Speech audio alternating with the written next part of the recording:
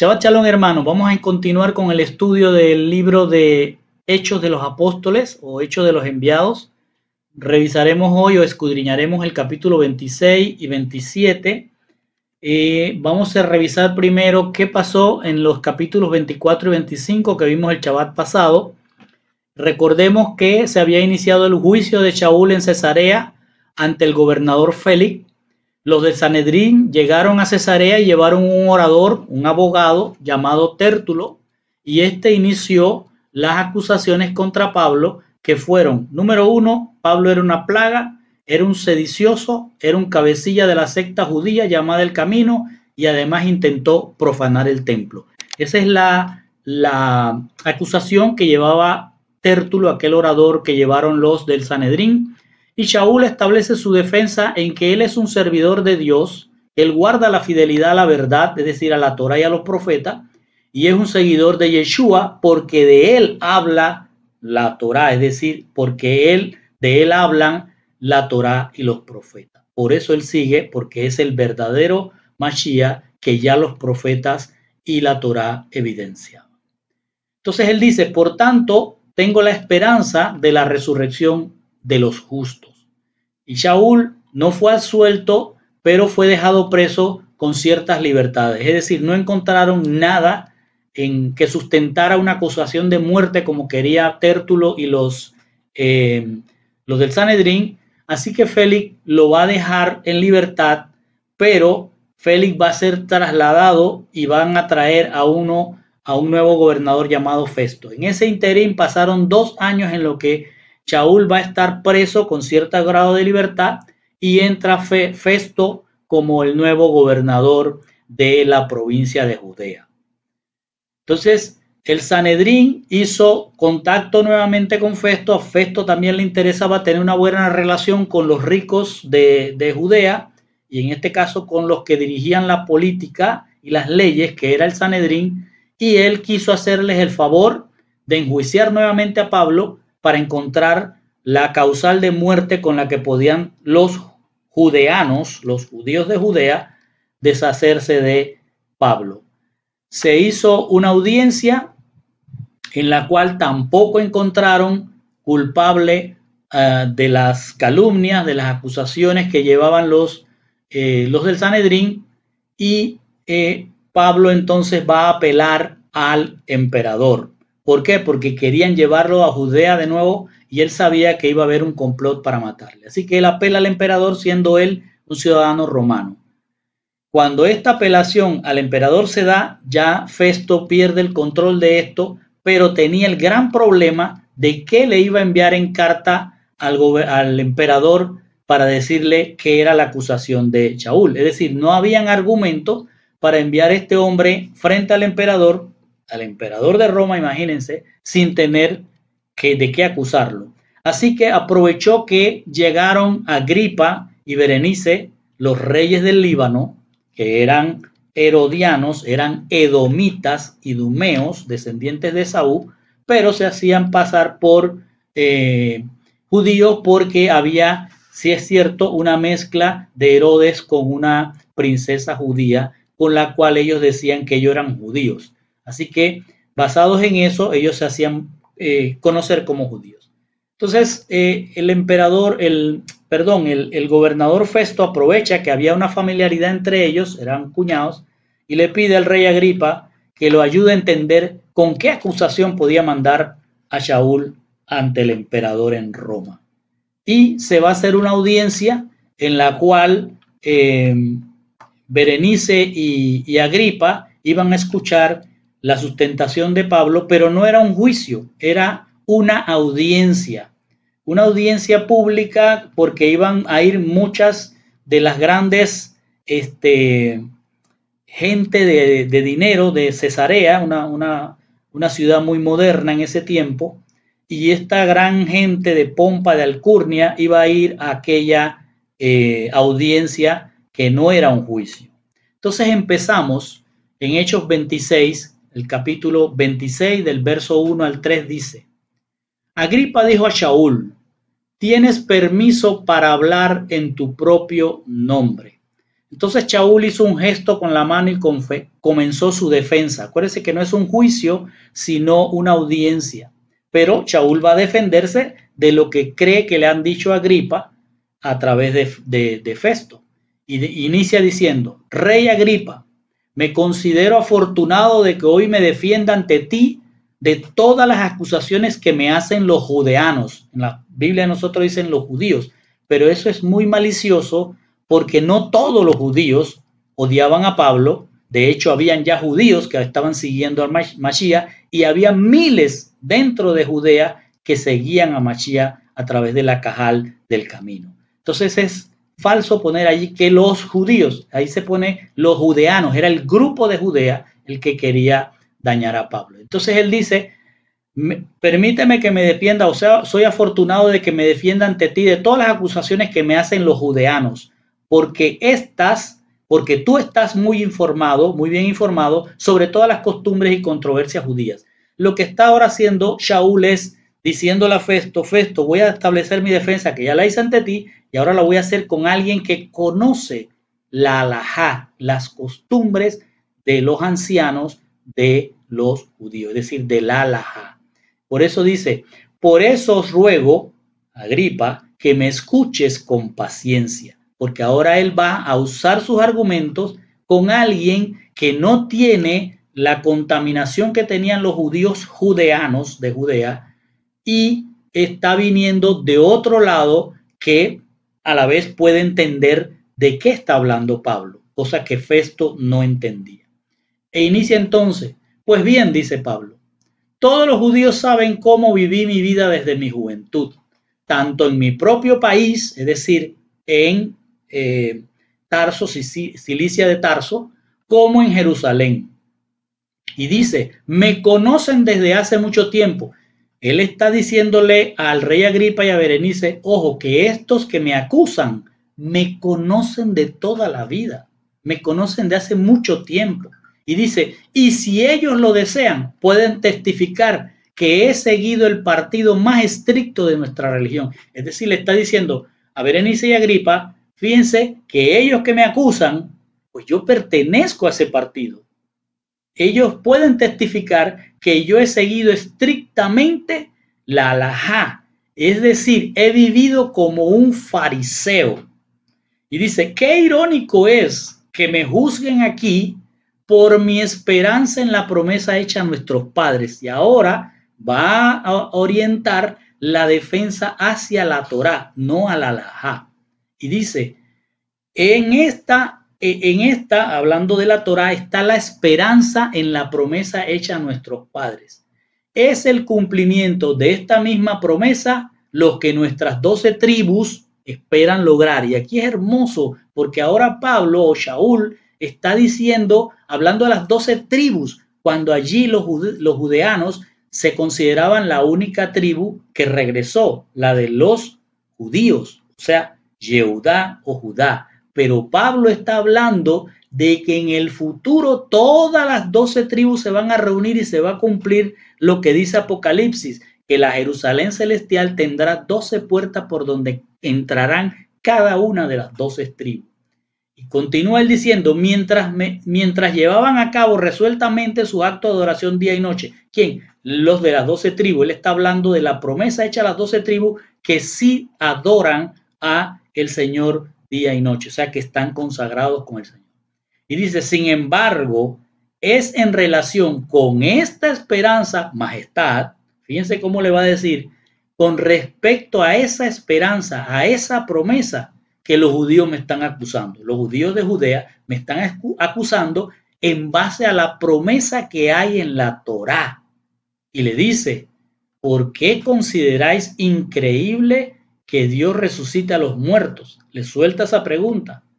¿Por qué? Porque le está hablando de la promesa de la resurrección. ¿Cuál es esa promesa? Si nosotros nos vamos a Génesis 3:15, vamos a encontrar que allí está hablando el Señor mismo diciendo que iba a venir una simiente. Entonces lo que está hablando Pablo es que a través de los padres se cumple la profecía de Hachén de que vendría la simiente. Génesis 3:15. Y esa promesa, esa profecía de Hachén hecha contra el adversario, se va a convertir en una promesa a través de Abraham en Génesis 12, 2 al 3. Y se cumple, es decir, que esa simiente vino, se hizo promesa con Abraham y se cumplió con la venida de Mashiach.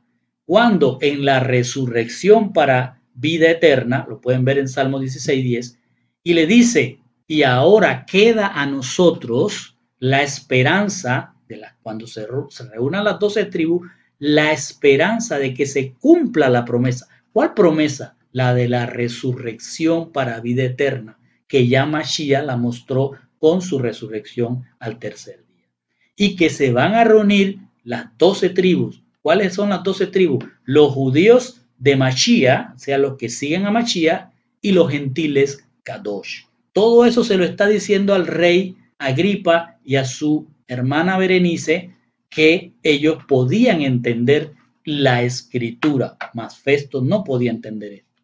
Y luego les dice, solía pensar que era mi deber hacer todo lo posible por combatir el nombre de Yeshua Nazaret. Ahora va a exponer lo que pasó, cómo él pasó de ser un perush, un fariseo del partido más duro, y se convirtió en un perseguidor, y empieza diciendo, mi deber era hacer todo lo posible por combatir el nombre de Yeshua de Nazaret. Y en Jerusalén así lo hice. Y después de recibir autoridad de los principales sacerdotes, yo mismo encarcelé a muchos del pueblo de Dios. Cuando fueron ejecutados, yo voté contra ellos para que los mataran. Eso es lo que le está diciendo él, para que entiendan quién es Berenice y Agripa, entiendan quién es Shaul. Y dice, muchas veces iba de sinagoga en sinagoga castigándolos y tratándolos de hacer blasfemar. ¿A quién? A Mashiach. Y en mi furia salvaje contra ellos llegué incluso a perseguirlos en ciudades fuera del país, es decir, que fue hacia lo que es Damasco, fuera de Israel. Lo que él está diciendo es que en aquel tiempo él creía en la resurrección como los fariseos, pero no en la resurrección de Mashiach. ¿Por qué él no era así? Porque él no había visto o escudriñado las escrituras, que allí decía que Yeshua era el Mashiach. Decía de dónde iba a venir, de qué tribu iba a venir, decía dónde iban a ser, y decía que iba a ser un compositor de parábolas, tal cual lo fue. Todo eso lo demostró el mismo Yeshua con sus milagros y portentos que hizo. Y continúa entonces. En una de esas ocasiones, ahora va a relatarle a Berenice y Agripa lo que sucedió con él en el camino a Damasco. Y dice, yo viajaba a Damasco con toda la autoridad y el poder de los principales sacerdotes. Estaba en el camino y era mediodía, majestad, cuando vi una luz del cielo más brillante que el sol brillando a mi alrededor y de mis compañeros de viaje. Todos caímos al suelo y entonces oí una voz que me decía en hebreo, y hace ese remarque, en hebreo le dijo, Shaul, Shaul, ¿por qué me sigues persiguiendo? Es duro para ti estar coceando contra aguijadas de bueyes. Y aquí donde se pone en nuestras Biblias, es duro darte contra el aguijón. Eso sí está ahí en la Biblia. Pero quiero que entendamos en el concepto hebreo lo que quiere decir eso. El aguijón era el que usaban una vara con una punta metálica para pinchar a los bueyes para que se movieran. Entonces era un modismo hebreo decirle a alguien, oye, te estás metiendo en una situación difícil y dolorosa. Entonces le está diciendo, Shaul, tú le estás dando patadas a un aguijón de los bueyes, a la punta esa, y entonces con eso tú no solo no vas a lograr nada, sino que te estás haciendo daño. Eso es lo que le está diciendo. Y entonces Shaul dice, ¿quién eres, Señor? Y el Señor respondió, yo soy Yeshua, y tú me estás persiguiendo. Pero levántate y ponte de pie. Me he aparecido ante ti para nombrarte, para servir y dar testimonio de lo que hayas visto de mí. Y escuche, y de lo que veréis cuando me aparezca ante vosotros en el futuro. ¿Veis cómo Pablo está hilvanando lo que es ese momento con el día de la venida de Mashiach? Yo os libraré del pueblo, dice Pablo, que le dijo Mashiach.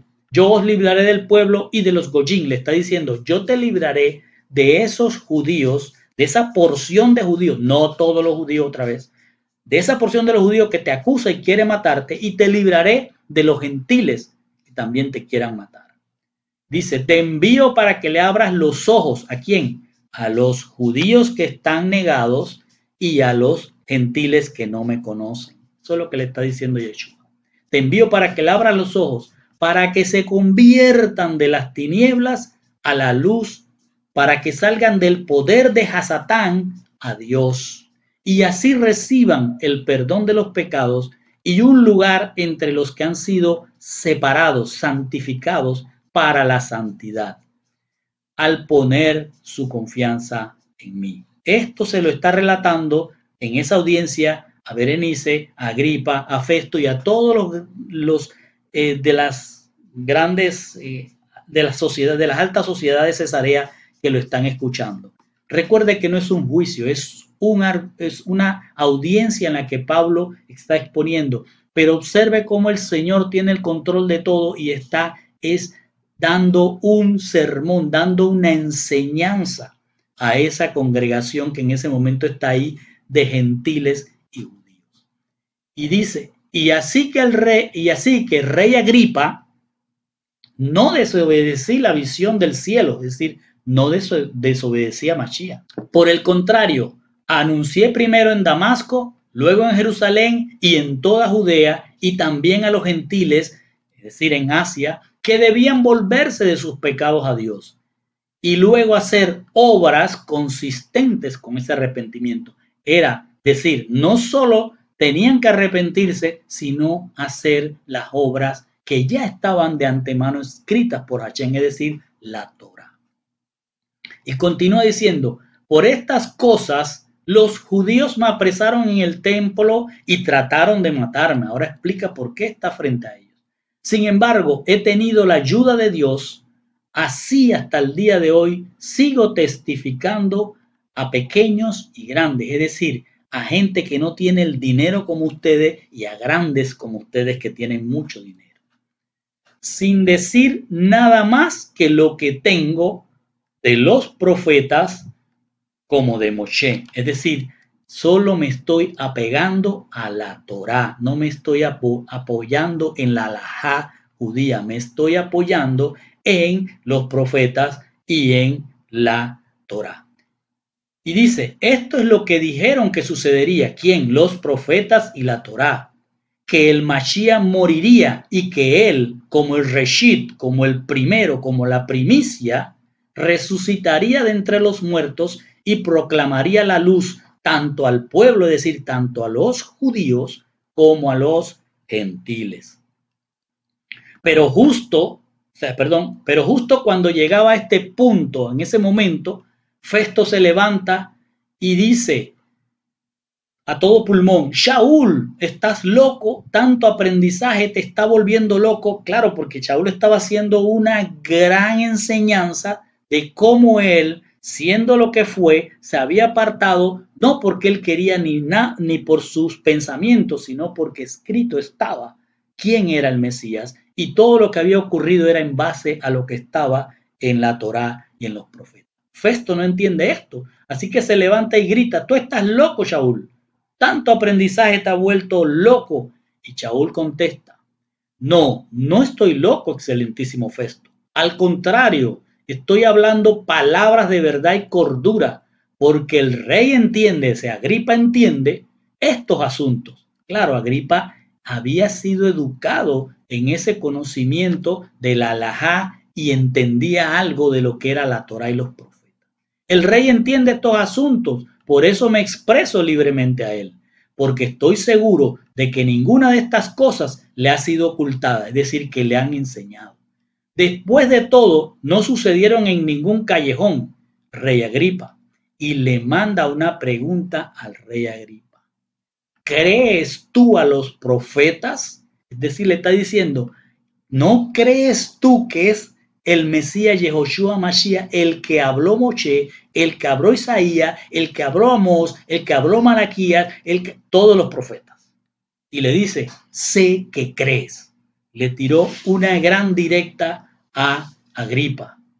Agripa se levanta y le dice a Shaul, en este corto tiempo estás tratando de convencerme de que sea un seguidor del Mesías?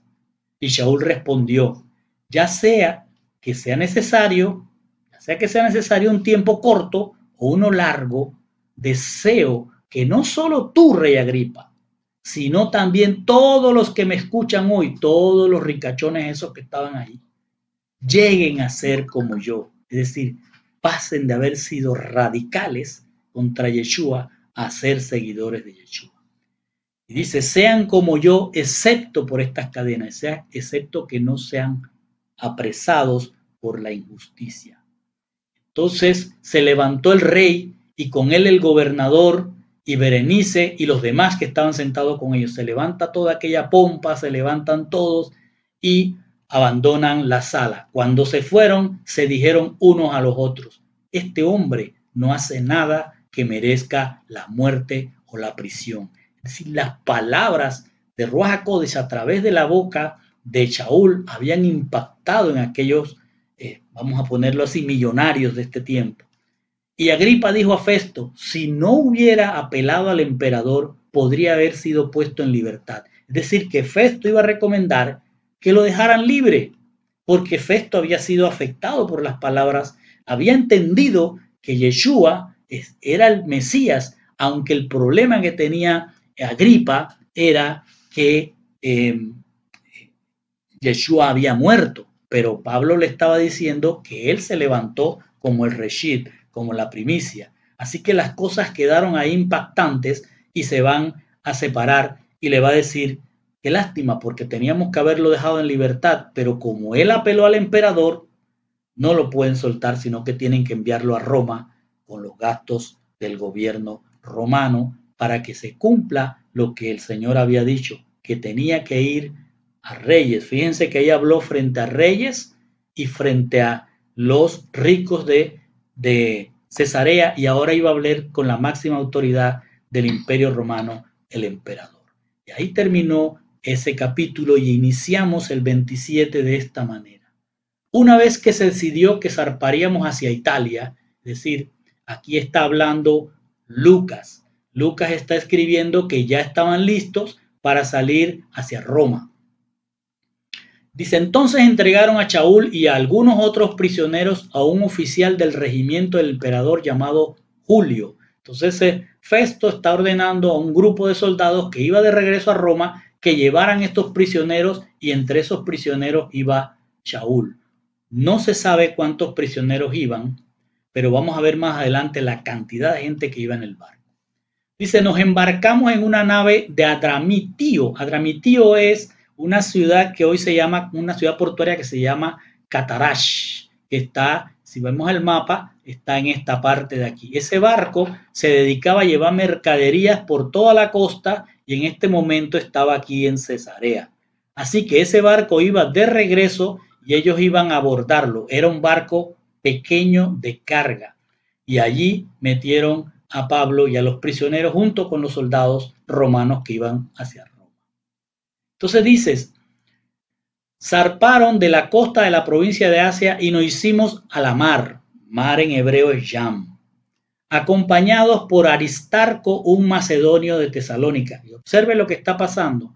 Pablo iba en ese viaje con Lucas, que es el que está desarrollando el relato, y se unió con ellos Aristarco. ¿Quién es Aristarco? Aristarco lo encontramos en Hechos 19:29 y puede ser que haya seguido con Pablo hasta Roma, porque después dice en Colosenses 4:10, Aristarco, mi compañero de prisión, os envía saludos. También Marcos, el primo de Bernabé, o sea, Marcos el evangelista también estaba en Roma con Shaul. Entonces, Aristarco había sido uno que había sido traído por Ruach HaKodesh a la Cajal de Mashiach cuando Shaul estuvo en Tesalónica. Este hombre también iba en el barco. Entonces tenemos a tres seguidores de Mashiach, Shaul, Lucas y Aristarco. Se los digo por todo lo que vamos a ver que es la enseñanza que el Señor nos quiere dar el día de hoy.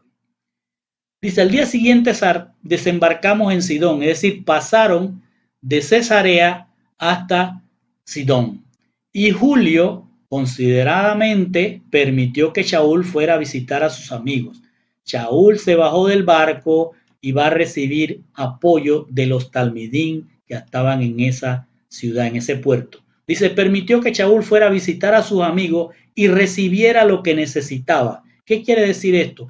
En los barcos, no eran barcos de pasajeros, eran barcos de carga, los que iban en los barcos se tenían que proveer su propia comida. Shaul era un preso, no tenía dinero, los talmidín de ese puerto llevaron comida, le aprovisionaron a Pablo para el viaje. Por eso dice, permitió que Shaul fuera a visitar a sus amigos y recibiera lo que necesitaba. ¿Para qué? Para el viaje. Desde allí nos hicimos a la mar, cuenta Lucas, y navegamos al abrigo de las costas de Chipre. Se van por aquí y van a pasar por las costas de Chipre, esta isla que está acá. Dice, porque los vientos eran contrarios a nosotros. Se fueron tratando de cubrirse por el continente y entre la isla de Chipre para que los vientos no les hicieran daño. Dice, cruzamos mar abierto por las costas de Cilicia y Pánfila, es decir, están pasando por este sector, y mar abierto por las costas de Cilicia y Pánfila, y así llegamos a Miria y Licia. Están llegando aquí. Ahora miren lo que va a suceder. Allí el oficial romano encontró un barco alejandrino. Este es un barco que navega hacia Italia. Es un barco mucho más grande que este barco que los había llevado hasta aquel puerto. Entonces allí dice, encontraron un barco alejandrino. ¿Qué es un barco alejandrino? De Alejandría. Es un barco egipcio. Alejandría estaba aquí y era un barco que navegaba desde Alejandría cargado de cereales y granos, porque el granero de Roma era Egipto. Entonces llevaba una carga de grandes cantidades de trigo, cebada, muchos cereales, y iba a navegar hacia Italia. Así que el Julio, el comandante de aquella tropa, embarcó allí a los prisioneros junto con su tropa y él mismo en aquel barco que era más grande. Y dice, durante varios días avanzamos poco y llegamos a Gnido con dificultad. Es decir, van a ir desde allí, vean el mapa, viene aquí. Y allí están en esta isla. Entonces, una cosa que tome en cuenta a partir de ahora, de allí hasta lo que es Roma por acá, se tomaría ese viaje sin dificultades de 4 a 6 semanas en un barco de ese tamaño como el que habían abordado. Entonces dice, el viento no nos dejó continuar. El viento empezó a ir contrario al viaje de Pablo. Y vaya notando ahora todo lo espiritual que va a salir acá. Más no los dejó continuar más por el camino directo. Es decir, ellos debieron haber salido directamente hasta Roma desde allí, pero el viento se opuso. Viento también en hebreo es ruá. Hay un ruá que se está oponiendo, una mente que se está oponiendo, un viento que se está oponiendo. No lo dejó continuar por el camino directo, así que descendimos navegando por la parte protegida de Creta. Es decir, bajaron ahora hasta la isla de Creta para protegerse de aquel viento que no los dejaba navegar. Y desde allí fueron a Cabo Salmones. Le van a dar ahora la vuelta a la isla de Creta por este lado de la costa y van a ir de puerto en puerto tratando de evitar aquel viento que les estaba haciendo adverso. Y dice, y seguimos luchando, bordeando la costa, llegamos a un lugar llamado Puerto Alegre, cerca del pueblo de La Sea. En este momento están aquí, llegando hasta este lugar. Han llegado hasta allí, todavía le faltan varias semanas para Roma. Y aquí paro para hacer este paréntesis porque lo que viene ahora es algo literal pero espiritual. Note esto, el barco va a ser una representación espiritual del mundo. La Torá va a ser una representación espiritual a través de Shaul. Y el mar resulta que en hebreo es Yam, y Yam para los cananeos, antes de los judíos, antes de los hebreos, Yam era el dios de las tormentas, el dios del caos. Por eso muchos judíos no viven en la costa o no vivían en la costa, sino en las montañas, porque el rey del mar era Yam. De hecho, la mascota, hablando de la mitología, no está en la Biblia, pero en la mitología está Yam como el dios del caos y la tormenta, y su mascota era el Leviatán. Entonces, notemos algo. Espiritualmente el barco va a ser este mundo. Y en ese mundo hay 276 personas a bordo. Hay solo 3 creyentes que son Shaul, Lucas y Aristarco. Eso es muy parecido a lo que sucede hoy, donde el mundo, el 70% del mundo no cree, no considera, no recibe a Dios. El 30% del mundo recibe al Mesías. En otras palabras, de cada 10 personas de este mundo, solo 3 creen. Y esto es una estadística que la pueden encontrar en el internet, la saqué del sitio Pew Research. El 70% de las personas del mundo no acepta a Dios y creen tener el control de este mundo. Toman decisiones basadas en que ellos son la mayoría y no necesitan consejo de Dios, y sus decisiones obviamente arrastran a la minoría, a los creyentes. Ese es el mundo, ese es el barco, y vamos a ver cómo se nos muestra ahora. Por otro lado está Shaul, que va a representar espiritualmente la Torá. Dios tiene un propósito, tal cual está en la Torá, para los creyentes, y tiene voceros, profetas.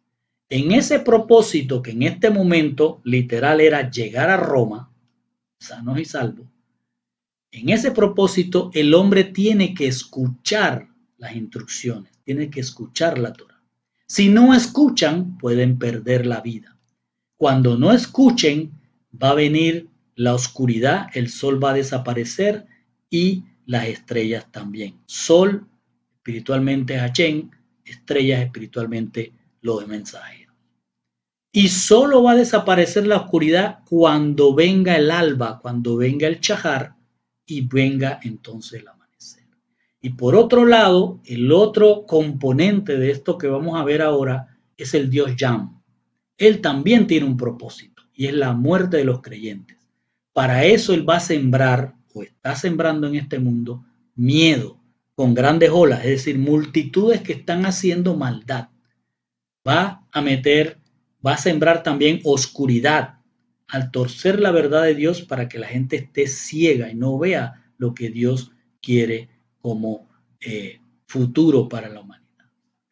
Y va a traer fuertes vientos, y viento también es Ruah, es decir, espíritu, como le dicen en las traducciones.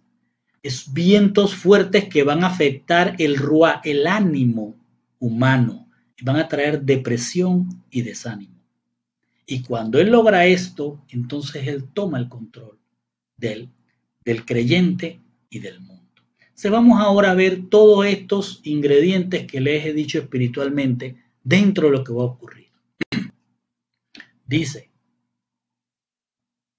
como se había perdido mucho tiempo y continuar el viaje era arriesgado, ahora están aquí todavía en Creta, el barco está allí, porque ya había pasado Yom Kippur, nos dice Lucas. Lucas hace esta salvedad para que entendamos que Yom Kippur está al final de lo que es el otoño y entra el invierno. Y cuando entra el invierno, las tormentas vienen en los mares, las lluvias, las grandes olas. Así que lo que nos está diciendo él, era arriesgado después de Yom Kippur meterse a ese viaje. Entonces dice, Shaul les aconsejó, oiga como dice, Shaul que representa la Torá. Shaul aconsejó, la Torá aconseja a los hombres del mundo. Y les dice, Shaul, puedo ver que nuestro viaje va a ser una catástrofe. No solo con enormes pérdidas para la carga y el barco, pero también con la pérdida de nuestras vidas. Entonces el oficial prestó más atención al piloto y al dueño del barco que lo que Shaul decía, que lo que decía la Torá espiritualmente hablando. Es decir, los que dirigen, los que tienen el control, el mando del mundo, el barco en ese momento, no les interesa escuchar lo que viene de Shaul, lo que viene de la Torá. Entonces, ellos van a tomar la dirección, que el barco va a tomar la dirección, el mundo va a tomar la dirección de lo que digan los que controlan el mundo. Además, le dicen, como el puerto no estaba bien preparado para pasar el invierno, buscan la justificación para seguir el viaje. La mayoría, es decir, todos los que estaban en el barco, los que son más que los creyentes, toman la decisión del rumbo que debe coger el barco, el mundo. Y navegan desde allí con la esperanza de llegar a Fenice, es decir, con la esperanza de que sus decisiones son mejores que las decisiones de la Torá. Y llegan a otro puerto de Creta y dice, vamos a invernar allí, donde estaremos protegidos de los vientos que vienen del sureste y del noreste. Ellos habían tomado una decisión y ahora veían que las cosas se estaban poniendo feas y decidieron pasar allí el invierno. Y cuando empezó a soplar una suave brisa del sur, volvieron a tomar decisiones humanas, no pensando en lo que Shaul les dijo, y pensaron que tenían su objetivo al alcance, es decir, llegarían a Roma de la mano de aquel viento que les soplaba desde atrás y podía llevar las velas a empujar el barco hacia Roma. Así que elevaron el ancla y comenzaron a navegar por Creta, cerca de la costa. Pero al poco tiempo, después de su decisión, dice Lucas, nos azotó desde tierra un fuerte vendaval del noreste, de esos que llaman Hebraquilón del norte, es decir, un viento poderoso, y el barco quedó atrapado. Es decir, cuando el Yam envía sus vientos, el mundo queda atrapado. Y dice, y no podían hacer frente al viento, es decir, ahora el humano, el piloto, el capitán, los romanos, todos los gentiles que votaron por seguir adelante, pierden el control frente al fuerte viento que trae el dios Yam. Y al pasar a sotavento, es decir, cuando tuvieron viento a favor, llegaron a una pequeña isla cauda y ahí lograron con esfuerzo tomar el control del bote salvavidas, no del barco. Es decir, el bote salvavidas andaba dando tumbos al lado del barco y lo van a tomar, lo van a subir a bordo y lo sujetan con cable firmemente alrededor del barco para reforzarlo. Temiendo encallar en los bancos de arena de Sirtis, eso está en África, o sea, ellos estaban tan perdidos que ellos todavía están al lado de la isla de Creta, por aquí en Cauda, y eso queda, en el mapa lo vamos a ver, está aquí. Y ese Sirtis que mencionan está acá en África, frente a las costas de Libia. Entonces estaban tan perdidos en sus decisiones, los vientos los estaban azotando, habían perdido el control que no sabían dónde estaba y tenían miedo en encallar en África. Arrearon entonces las velas y continuaron a la deriva, es decir, ahora el que tiene el control es Yam, el mar, no el humano. El mundo está, en ese momento el barco está en las manos de Yam. Y están ahora a la deriva de Yam. Pero como estaban luchando, dice, contra un clima severo, al día siguiente comenzaron a desechar lo esencial, empiezan a quitar las cosas materiales. Y dice, y al tercer día con sus propias manos arrojaron por la borda los aparejos de navegación del barco. Ya no tienen control de nada. Durante muchos días no aparecieron ni el sol ni las estrellas. ¿Qué está ocurriendo? Vino la oscuridad. Muchos días de oscuridad. No veían ni sol ni estrellas. Para ellos no se sabía si era de día o de noche porque todo estaba en oscuridad. Y dice, la tormenta continuaba rugiendo. El dios Yam tiene el control. Hasta que poco a poco se fue desvaneciendo toda esperanza de sobrevivir. Es decir, como decía, cuando el dios Yam toma el control del mundo, ya se pierde la esperanza de la vida eterna. Fue entonces cuando habían pasado mucho tiempo sin comer que Shaul se levantó. Es cuando la oscuridad está más densa, cuando ya no se ve el sol y las estrellas, que aparece la palabra. Shaul se levantó frente a ellos y dijo, debiste haberme escuchado y no haber salido de Creta. Si lo hubieras hecho, habrías escapado de esta desastrosa pérdida. Pero ahora mi consejo para vosotros, fíjense cómo aconseja la Torá, es que os animéis, porque ninguno de vosotros perderá la vida. Solo se perderá el mundo, el barco. Esta misma noche estaba a mi lado un malak del Dios a quien pertenezco y a quien sirvo. Y él dijo, no tengas miedo, Shaul, tienes que presentarte ante el emperador. Es decir, el propósito de Hachén se va a cumplir a pesar de los vientos fuertes, a pesar de la oscuridad, a pesar del desánimo y la depresión. Dios va a cumplir su propósito. Y eso se lo dice el mensajero. No tengas miedo, porque tienes que presentarte ante el emperador. Y le dice, mira, Dios os ha concedido todos los que navegan contigo. Es decir, todos están para tener acceso a la Torá y a través de la Torá la vida. Así que varones, le dice él, confiad. ¿Por qué? Porque yo confío en Dios y creo que lo que me ha dicho se hará realidad. Pablo está diciendo, yo me mantengo en la fidelidad de Machía. Si él dijo que vamos a llegar, vamos a llegar. Si él me dice que me entrega la vida de ustedes, es que si yo no muero, ustedes tampoco van a morir. Sin embargo, dice, tendremos que encallar en una isla. Ahora la Torá está tomando el control. Nótenlo espiritualmente, es la Torá la que habló y tomó el control, y ahora van a ver lo que va a pasar de en adelante que la Torá toma el control. Y dice, era la 14ª noche, 14 noches, y todavía estaban navegando por el mar Adriático. En realidad es el mar Mediterráneo. Cuando alrededor de la medianoche, escuche, alrededor de la medianoche, la tercera vigilia, los marineros sintieron que nos acercábamos a tierra. Las cosas empiezan a cambiar después que hacen caso a la Torá. Sintieron que nos acercábamos a tierra, entonces echaron una plomada y encontraron el agua a 120 pies. Empezaron a medir si estaban cerca de tierra. Pero está oscuro, es la medianoche, es la parte más oscura de la noche. Están a tientas, pero lo que tenían ahora, a diferencia de antes, es que estaban haciendo caso a la Torá. Un poco más adelante hicieron otro sondeo y encontraron 90 pies. Habían dado cuenta que se estaban acercando a tierra. Temiendo que tropezáramos con la roca, dice Lucas, soltaron 4 anclas desde la popa y oraron para que amaneciera. Y aquí hago un paréntesis, acuérdese que van 276 personas y solamente 3 creyentes en el Dios verdadero. El resto creía en cualquier cantidad de dioses. Pero cuando Shaul los llamó, ellos empezaron a hacer lo que Shaul decía.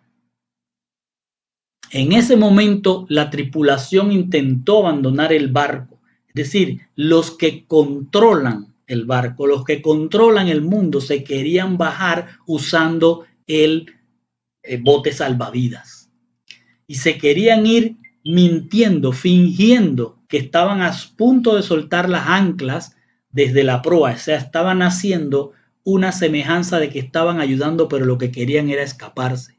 Y Shaul, la Torá, dijo al oficial y a los soldados, a menos que estos hombres permanezcan a bordo del barco, ustedes mismos no podrán salvarse. Que Dios dijo a Shaul, todas las vidas están en tus manos, no puedes permitir que nadie salga de tu control. Y a menos que estos hombres permanezcan a bordo, todos los demás iban a morir, pero él no, lo está diciendo, pero Shaul no quería que muriera nadie. Entonces los soldados cortaron las cuerdas que sujetaban el bote salvavidas y lo tiraron. O sea, ahora no había bote salvavidas. Ahora están en las manos de la palabra de Shaul, en lo que decía Shaul. Y dice entonces, escuche esto, poco antes, acuérdese que está en la medianoche amaneciendo, poco antes del amanecer, cuando llega el Chahar, la luz del alba, el Chahar, Yehoshua. Shaul instó a todos a comer diciendo, fíjense, cuando ya el Chahar, el alba, la luz del alba, espiritualmente Yehoshua, llega o se está acercando, Shaul cobra más ánimo Y dice, hoy ese es el 14º día, es decir, ahora eran 14 noches, 14 días, que habéis estado en suspenso pasando hambre y sin comer nada. Por tanto, os aconsejo, la Torá está aconsejando, que toméis algo de comida, los está animando a que coman, porque lo van a necesitar. Y le dice, lo necesitas para tu propia supervivencia, porque ninguno de vosotros perderá ni un cabello de su cabeza. Vuelve a decir, y no lo van a perder porque están escuchando a la Torá, a Yehoshua que acaba de llegar, el Chahar, y a través de Pablo está hablando. Cuando hubo dicho esto, tomó pan y dijo la brajá a Dios delante de todos. ¿Cuál es la brajá de Dios? Cuando usted parte el pan, cuando usted va a comer, usted debe decir, bendito eres tú, Señor nuestro Dios, Rey del universo, quien saca el pan de la tierra. Aquí Shaul está mostrándole a todos ellos que ya no deben tener miedo, que si están en las manos de él, en las manos de la Torá, coman tranquilo y dejen la depresión. Entonces partió el pan y comenzó a comer. Una vez recuperado el valor, todos empiezan a recuperar el valor después de la brajá, de la bendición, y todos comieron ellos mismos algo de comida. Y dice entonces, en total éramos 276 a bordo del barco. 276 personas a bordo del barco. Solo 3 eran creyentes en Mashiach. Después de haber comido todo lo que quisieron, aligeraron el barco, arrojando el grano al mar. Se deshicieron de todo lo que era material. Se están dejando llevar en las manos de la palabra. Cuando amaneció, es decir, cuando llegó completamente el Chahar, no reconocieron la tierra, pero vieron una bahía con una playa de arena donde decidieron encallar el barco si podían. Entonces cortaron las anclas y la dejaron en el mar, en el Yam. Y al mismo tiempo aflojaron las cuerdas que mantenían los timones fuera del agua. Se están dejando completamente en las manos del Chahar. Ahora es el Chahar el que controla. Luego izaron el trinquete al viento, es decir, pusieron la vela al viento, al Ruá, pero ahora no es el Ruá del Yam, ahora es el Ruá del Chahar. Y se dirigieron a la playa, pero encontraron un lugar donde se juntaban dos corrientes. El Yam no los quiere soltar. Se juntaban dos corrientes y encallaron el barco en un banco de arena de allí. La proa se atascó y no se movía mientras el embate del oleaje, es decir, el Yam está bravo, sigue continuando peleando para quitárselos al Chahar, y empezaba a romperse la proa. En ese momento el pensamiento de los soldados era matar a los prisioneros. Miren cómo todo se complica cuando el oleaje, cuando el Yam quiere crear caos, para que ninguno de ellos pudiera escapar nadando. Pero el oficial, queriendo salvar a Shaul, porque Shaul era uno de los prisioneros, les impidió llevar a cabo su plan. Es la mano del Chahar la que se está moviendo. Mandó a los que sabían nadar de aquellos prisioneros que se tiraran primero por la borda y se dirigieran a la orilla, y los demás que usaran tablas o lo que encontraran en el barco, y así fue como todos llegaron sanos y salvos a la tierra. Y con esto, mis hermanos, terminamos.